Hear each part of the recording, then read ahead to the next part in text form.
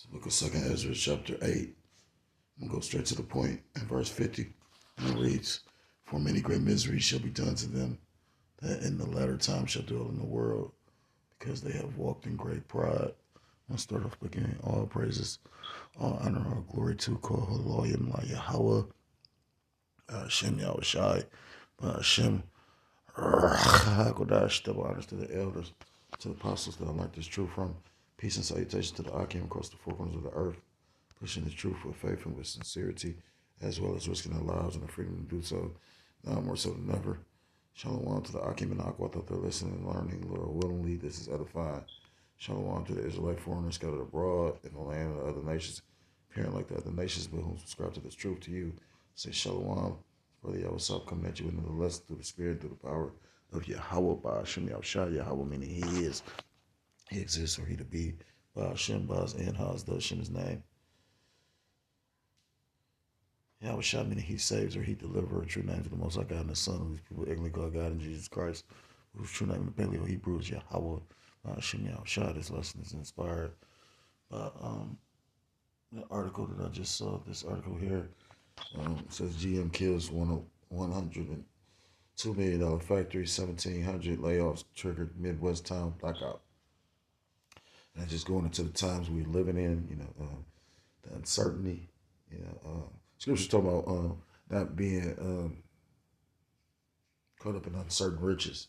The only thing that's certain, because like I said again, there's a lot of stuff going on right now.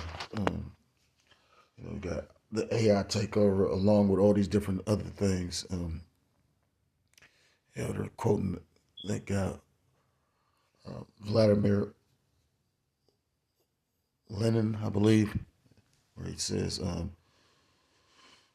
as decades happen,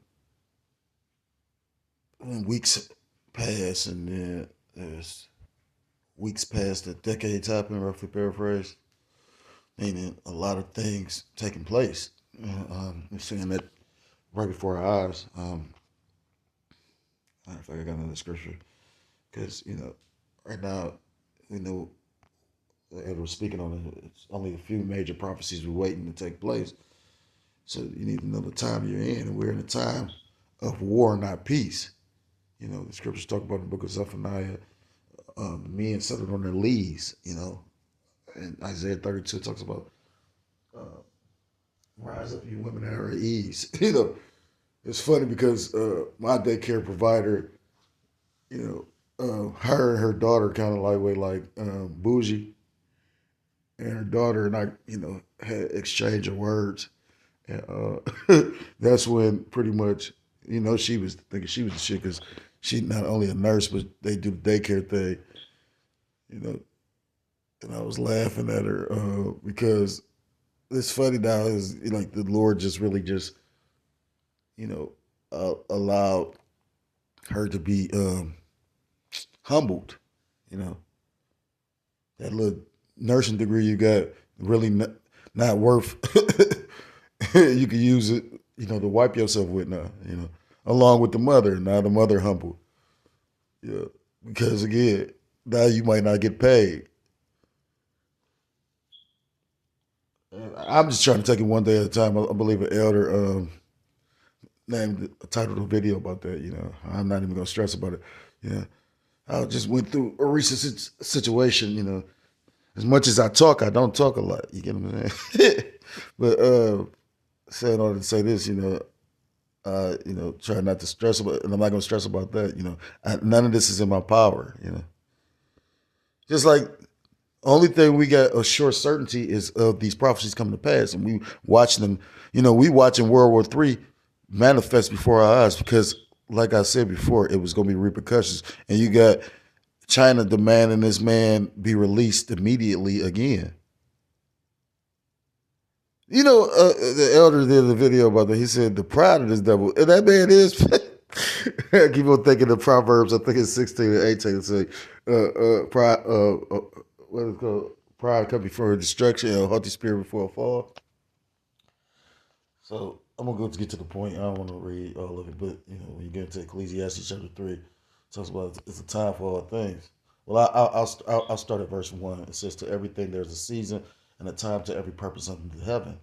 Verse 2, "A time to be born and a time to die, a time to plant and a time to pluck up that which is planted, a time to kill and a time to heal, a time to break down and a time to build up." This place is being in a time. This place is being broken down. In order for the Lord to bring forth our kingdom to be built up. You know, this is not the time to be starting families and whatnot. Scriptures talk about in the days of Noah, people were eating and drinking, getting married and giving over to marriage, roughly paraphrased. This ain't the time for none of that. Skipping to verse 8, and it reads, "A time to love and a time to hate, a time of war, a time of peace." And you can clearly see we're at a time of war. Yeah, the whole situation in Minnesota with the ice, which that was bound to happen. And how you gonna literally, like, I watched the elder video on it, and you could clearly see that that agent wasn't in danger like that, but they're trying to spin it like he was in danger, showing you all that's gonna do is route, and then that's an Edomite woman at that. So, like, good luck with that one. You know, on a Jake side, it might be just fuck the nigga, but them Edomites gonna be upset about that. They already feeling like, again, that their privileges is being um, trampled over or trampled on. When you're gonna realize that you don't got the rights and privileges, well, like, they're more privileges. Like, you don't have the right to drive; you got a privilege to drive. Yeah.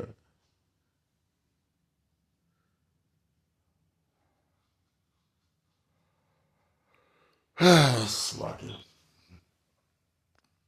I was just thinking about they stupid ass court system. It's just everything full of shit here. So the article reads: GM kills $102 million factory, 1,700 layoffs trigger Midwest town blackout. And the scriptures talk about it's going to be a lack of work. This is the book of Ecclesiastes chapter 12. Point is, I'm going to start at verse 1 and it reads, "Remember now thy creator in the days of thy youth, while the evil days come not." Evil is a compound word, eve meaning time, ill meaning bad. We in the bad time. So for those, although I believe the doors of mercy are still open, but the scriptures tell you that, 2/3 are going to refuse to hearken and come back. So, it says, "While the evil days come not, nor the years draw nigh, when thou shalt say, I have no pleasure in them." So the Lord wants you serving Him, in your youth. You had certain brothers that pretty much did come into this truth to well into the age, like Neo, like Neo when he was when he took the red pill. Yeah, I just thought about that, the red and blue, right? Right. Anyhow, red and blue making purple. That's symbology, but Neo wasn't awakened until he was well into his older years, or latter years. Verse 2, "While the sun or the light or the moon or the stars be not darkened, nor the clouds return after the rain." Going into this wisdom, knowledge, and understanding. In the day when the keepers of the house shall tremble, and the strong men shall bow themselves, and the grinders cease, because they are few. And again, it seemed like every day I see an article talk about some company is laying off. And the thing is, it's not these little companies; it's companies, major companies. You know, 1,700 is a lot of people. It depends on, like, you got towns that consist of maybe 3,200 people. You know what I mean? You got some towns here in Ohio that pretty much have it's one major company that pretty much is here, like Lima. Yeah, one major company here that literally is supporting that whole town. It says, "Because they are few, and those that look out of the windows He darkened. Keepers of the house go into the economists, those that watch the financial forecast. And, they already said that the job numbers. I thought I saved the video. I mean, the article. It might have been I got more than one news app. It might have been in a different app, but it was saying how, the job numbers are disappointing. You know, I'm sure. The fourth quarter.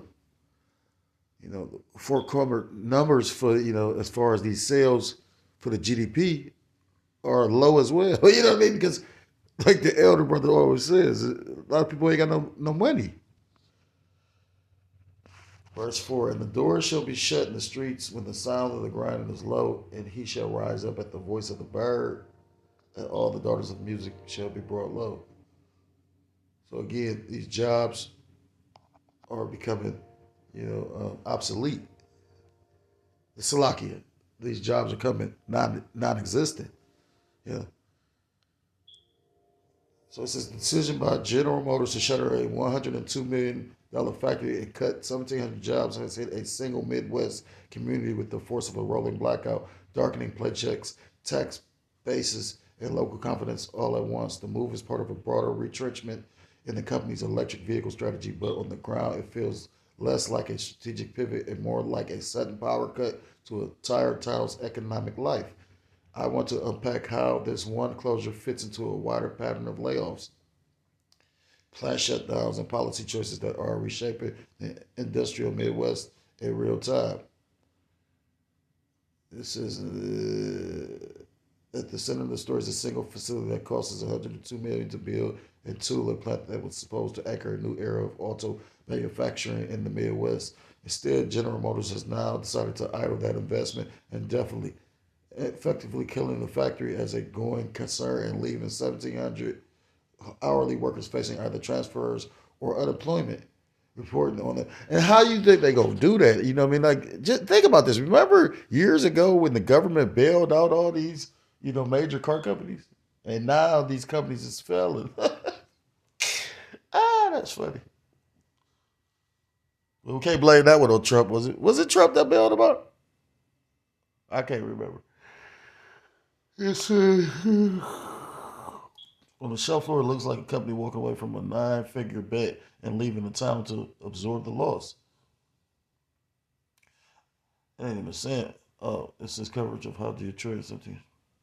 When a single employer dominates a local economy, a mass layoff can feel like someone flipped a switch on the entire community. That's what's happening in the Midwest town where General Motors is eliminating 1,700 positions tied to the $102 million plant and in the process draining spending power from every dinner, hardware store, and mortgage lender and driver. So what's going to happen to that town? Because the government cut back on, you know what I mean, like helping. I'm surprised, like in Cleveland, they just built a new homeless shelter. And I was surprised at that because, again, that's probably coming from the city, you know what I mean? Not just the city and state funds, but, you got private donors and shit like that. So when you go figure that out, like a lot of that shit is crooked. When I was homeless, I, came across a lot of, you got individuals, it was a program that literally was a lot of Edomite investors behind that they would take and pretty much try to build up, an individual that became homeless. And it was wealthy Edomites behind it. But they had a nigga or Jake. No, he was a nigga. They called him Crook. His last name wasn't Crook, but they called him Crook. But pretty much, you know what I mean? He was the face of it. But in actuality, after, just the Lord, and I wasn't like investigating that. It just the Lord was putting me in situations and I figured all this out. Like, wow, you know what I mean? Here they want you to go ahead and give the money, like not give the money directly to a homeless individual, but basically put it like they got like these parking meters where you could donate money to the homeless. Yeah. Yeah, you got homeless that's, on drugs or whatever, got spirits on them. But at the same time, who would know what they need the money for more than, again, it's just so. Then a lot of that money don't get directly given to the homeless. You know what I mean? Like, is used in the manner that they see fit. If you're doing the right thing with it and really like taking it and helping the homeless with it, that's one thing. But that it says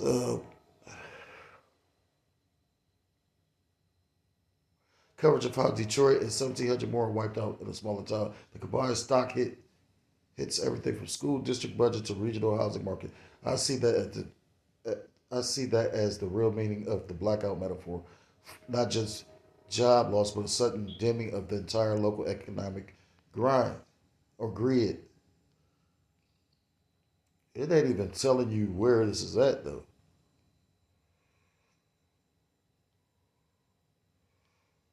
Oh, Lordstown. It says another piece on General Motors planning layoffs at a local battery plant in Lordstown, Ohio, describes a similar rationale with a letter to local. Oh, this is a whole totally different city, you know what I mean, or town. Local leaders blame production schedules adjustments and a need to align EV capacity with the company's manufacturing footprint. Taken together, these explanations show a management team trying to fine tune a complex transition, but they also reveal how easily that fine tuning can translate into blunt force trauma for workers and towns. You know, you can continue to keep on reading this because Michigan, Ohio, and the EV whiplash. So it happened not only in Michigan to Ohio and to smaller mid.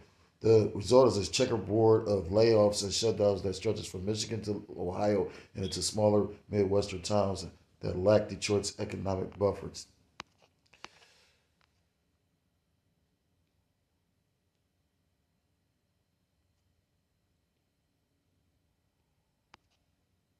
Trump's budget bill.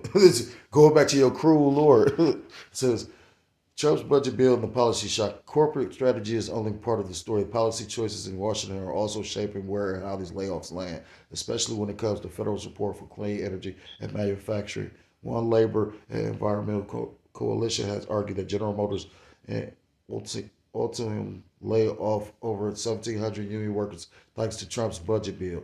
That big, beautiful bill containing that cuts to clean energy and manufacturing incentives in President Trump's budget are directly costing Americans jobs. That framing links the 1,700 union workers affected not just to market forces, but to a specific legislative decision. And you know, it's going back to your boy DJ Trump with his, the cruel Lord, because again, a lot of the policies he put in place is, and the main thing is the tariffs.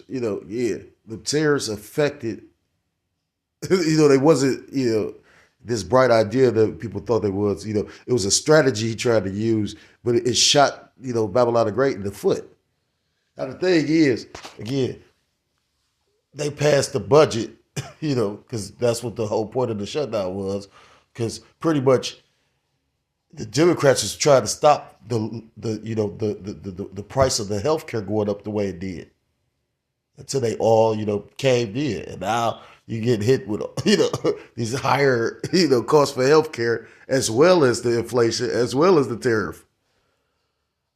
So this is the book of Isaiah chapter 4. And the Egyptians will I give over into the hand of a cruel Lord and a fierce king, the king of Babylon. Isaiah chapter, what's that, 14?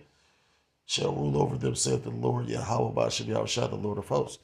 Skipping down to verse 14, it reads, the Lord Yahweh Ba'ashem Yahushua hath mingled a perverse spirit in the midst thereof, and they have caused Egypt to err in every work thereof as a drunken man staggereth in his vomit. It's a perverse spirit here. That's why you got individuals, a man feels that they could be a man. I mean, a man feels he could be a woman can feel it could be a man, That's perverse. Verse 15, the point, neither shall there be any work to Egypt. It's like it. Neither shall there be any work for Egypt, which the head or tail, branch or rush may do. So nobody's gonna have any work. I'll be watching that guy. What's his large man abroad or large man aboard. And I was gonna do a video on it, but he was doing a lesson. You had a Jake that was an electrician. They said even trades ain't safe, and I thought trades would be safe to a degree. Yeah. Ultimately, you only gonna be safe if the Lord with you, because you go have brothers that's in the trades. I think I didn't get a chance to watch the video. I might try and listen to it on my way to work, but at the end of the day,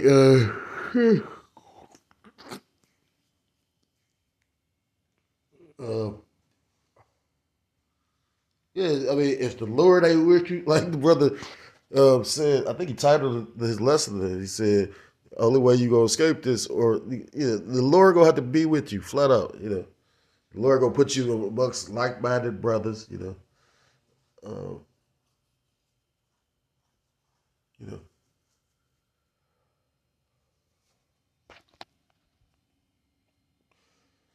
or maybe he won't. You know what I mean? Like I don't know.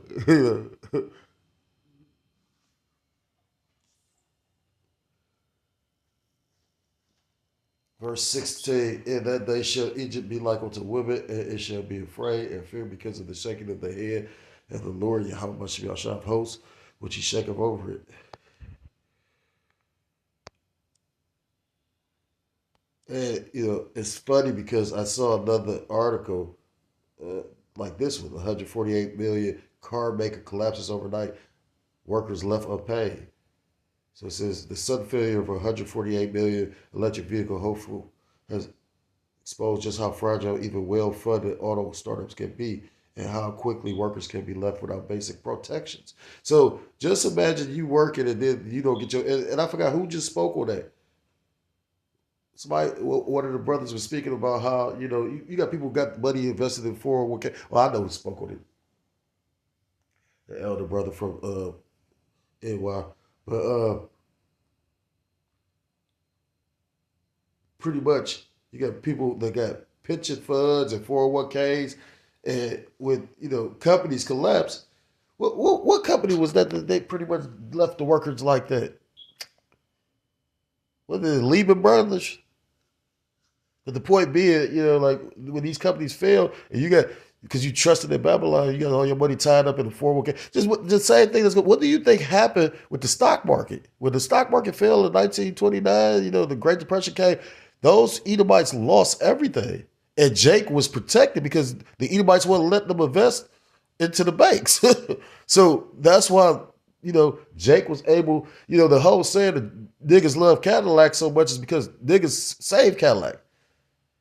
Because Cadillac did the strategy of what Esau Edom does right now. One of the jobs I had last year is, it was a company, and you could tell it was just nothing but Edomites. You ever been around such a racist Edomite where he look at you and you speak and they don't even speak back? Or they look like they're getting uncomfortable because you know what I mean? That's a racist Edomite. But anyway, it was one of them jobs. But because of the fact nobody was trying to go into, at that time, they probably took care of their families off the job, but their families didn't want to go do that type of work. So in order to keep it pretty much going, they had to go hire Jake. It says funded auto startups can be and how quickly workers can be left without basic protections. Overnight, hundreds of employees discovered their jobs were gone and their pay had stopped, despite years spent trying to turn a bold idea into a viable car maker. The collapse has become a cautionary tale about hype, capital, and what happens when a company reaches the end of the road with no product to sell. Said the overnight shock that froze 900 paychecks. It says at the center of the story is Bollinger, Bollinger Motors, a company that spent roughly a decade promising rugged electric trucks and SUVs before shutting its doors with zero vehicles delivered to paying customers. The firm had attracted 148 million in backing and a local workforce, yet where the money ran out, staff were left unpaid and creditors were left to pick over what remained. I see in this unraveling not just a single corporate failure, but a revealing snapshot of the risks facing workers and investors in the race to reinvent the car. You know, you're gonna see more car companies crashing like that because again, these car just like the housing bubble that's going on, where you get they say the average price of a home is $400,000. Like the fuck out of here. uh,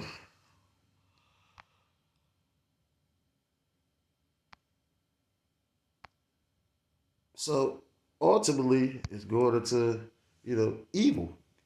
Only evil is coming. Like I said, it's gonna get worser. Like the brother, I don't even think worse was the word, or if it's that what I recall, I can't remember. Like you got worst, the worst. But anyhow, it's gonna get more severe. Yeah. All right, guys. So everybody is ditching their. The scriptures say many great evils shall, yeah, and greater evil. Second Ezra chapter 14, because they've walked in great pride. If I can get this as I quoted because I know I butchered it to a degree. Second Ezra chapter 14.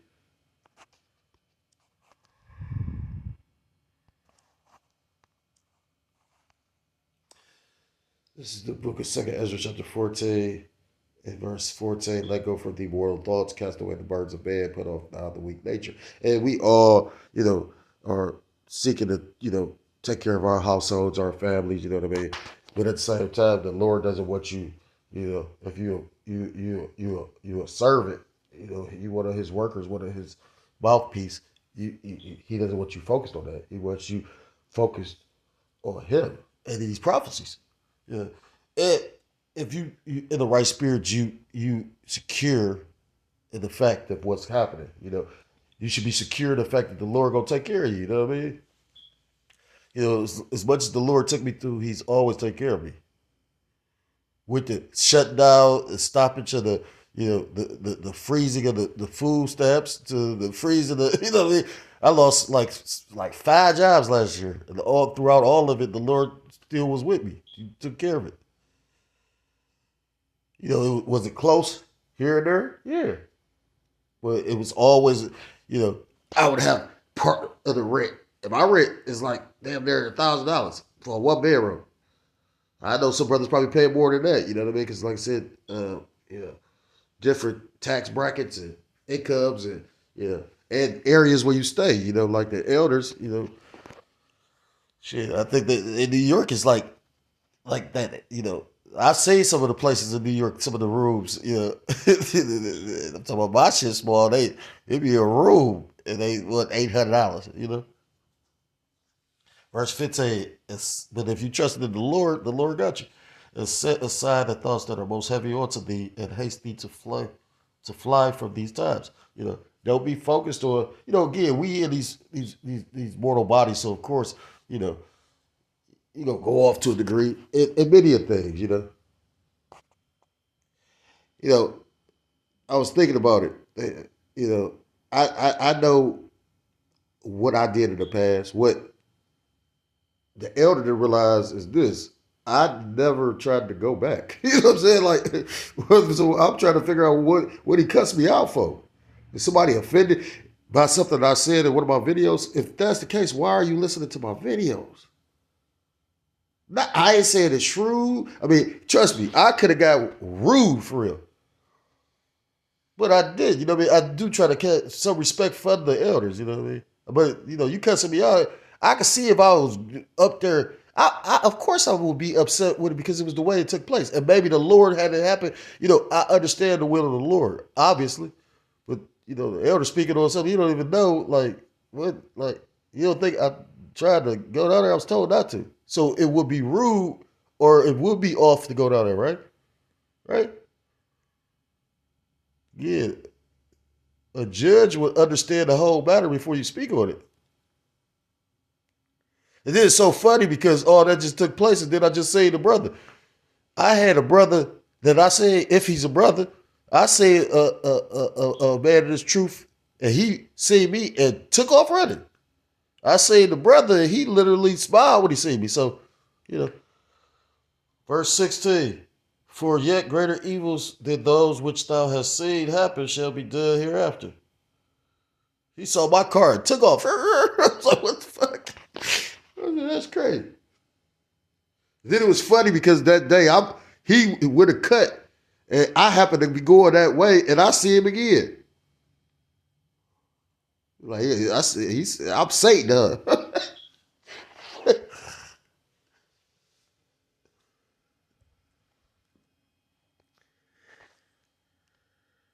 So this is Ezekiel chapter 7 and verse 5, and it reads, "Thus saith the Lord Yahweh shall power and evil, and only evil behold is come. The end is come, the end is come, and watching for thee, behold it is come." So we at the end. You got a few more prophecies left, and we all await these prophecies. So Lord willingly, it is this year. To be honest, I don't know when the time of the Lord. I don't know the mind of the Lord. You know what I mean? I know the prophecies. I know what the Lord likes because it's written in the scriptures. You know.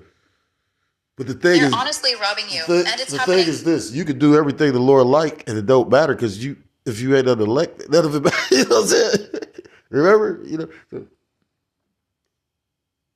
the scriptures talk about the Lord do His pleasure. You know, while neither one yet seeing. Basically, the Lord chose Jacob, over Esau.